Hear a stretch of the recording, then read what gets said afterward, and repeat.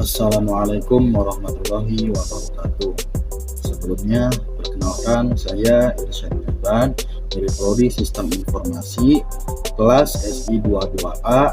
Di sini saya mewakili dari kelompok 2 pengantar manajemen dan bisnis yang beranggotakan 1. Kristiano Muniaga, 2. Nimade Ayu Gayatri, 3. Dava Faiza, 4. Fajar Fajrul Falah, dan yang terakhir ada Salsabila Nurul Nawawi. Di sini kami akan menjelaskan mengenai pengorganisasian atau organizing dalam manajemen dan bisnis. Berikut penjelasan dari kami. Definisi pengorganisasian adalah pembentukan hubungan otoritas yang efektif di antara para pekerja, orang, dan tempat bekerja yang dipilih agar dapat bekerja sama secara efisien, atau juga proses membagi pekerjaan menjadi beberapa bagian dan departemen. Di sini saya Nimade Ayu Gayatri Pratiwi akan membahas tentang fungsi organisasi. Fungsi organisasi yaitu untuk memadukan atau mensinkronisasi dan mengatur di dalam semua kegiatan yang ada hubungannya dengan suatu personil, finansial, material, dan tata cara untuk mencapai pada tujuan organisasi yang telah disepakati dengan secara bersama. Lalu di sini ada tujuan organisasi. Yang pertama ada membantu koordinasi, yang kedua ada memperlancar pengawasan, yang ketiga ada memaksimalisasi manfaat spesialisasi, yang keempat ada penghematan biaya, dan yang kelima ada meningkatkan kerukunan hubungan antar manusia. Saya Kristiano Muniaga. Di sini saya akan membahas mengenai prinsip-prinsip pengorganisasi. Prinsip-prinsip pengorganisasi terdapat 5. Yang pertama adalah prinsip spesialisasi kerja. Lalu yang kedua ada prinsip otoritas atau bisa dibilang dalam bahasa Inggris authority. Lalu yang ketiga ada prinsip rantai komando. Lalu yang keempat ada prinsip pendelegasian wewenang. Lalu yang terakhir yang kelima ada prinsip rentang kendali.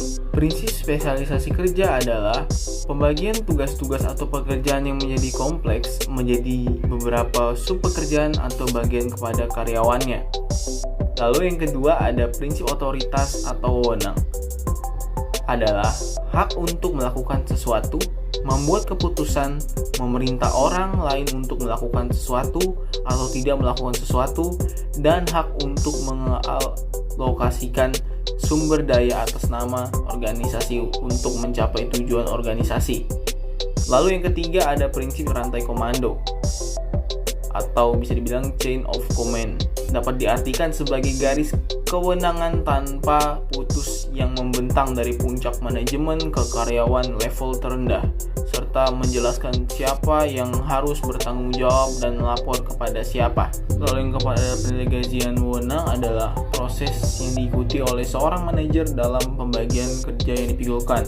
Lalu yang terakhir yang kelima ada rentang kendali atau span of control, adalah jumlah pegawai atau bawahan yang dapat dikendalikan secara efektif oleh seorang manajer atau supervisor pada suatu waktu.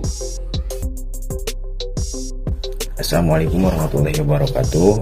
Proses pengorganisasian sendiri itu ada 5. Yang pertama mengacu pada rencana dan tujuan manajemen. Yang kedua menentukan tugas utama. Yang ketiga membagi tugas kepada individu. Yang keempat mengalokasikan sumber daya. Dan yang kelima evaluasi strategi pengorganisasian. Assalamualaikum warahmatullahi wabarakatuh. Sebelumnya, perkenalkan saya Irsyad Irban. Di sini saya akan mempresentasikan mata kuliah pengantar manajemen dan bisnis tentang pengorganisasian di dalam manajemen dan perbisnisan.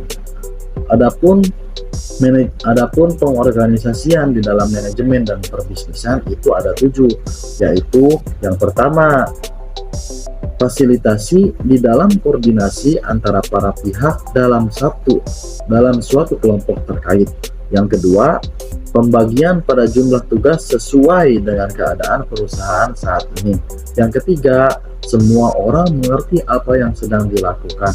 Yang keempat, sederhanakan dalam meneliti. Yang kelima, maksimalkan besar manfaat spesialisasi. Yang keenam, efisiensi cost. Yang terakhir, hubungan antar individu akan menjadi lebih solid.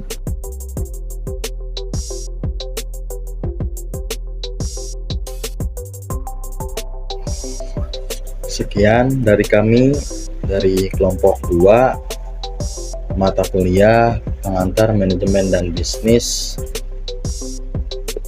Bila mana ada kata-kata yang kurang cocok, mohon dimaafkan yang sebesar-besarnya.